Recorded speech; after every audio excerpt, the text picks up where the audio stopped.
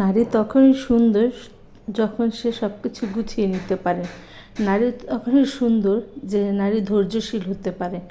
আর একটা নারী বিয়ে হওয়ার পরে সব কিছু ধৈর্য শিখে যায়। আর নারী সুখী কতদিন জানেন? 18 বছর পর্যন্ত। তারপর নারীর জীবন কখনো সুখী হয় না, তার জীবনটা ধৈর্য ধরেই থাকতে হয়।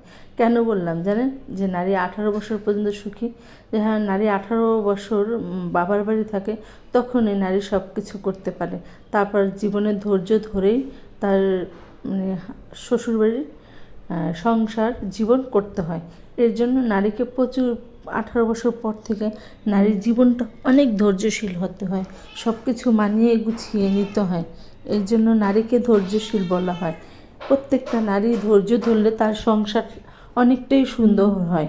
আর যেই নারী ধৈর্য না ধরতে পারবে ওই নারীর সংসার সুন্দর হয় না। নারী প্রত্যেকটা জিনিস যদি ধৈর্য ধরে থাকতে পারে, সব কিছু ধৈর্যের সাথে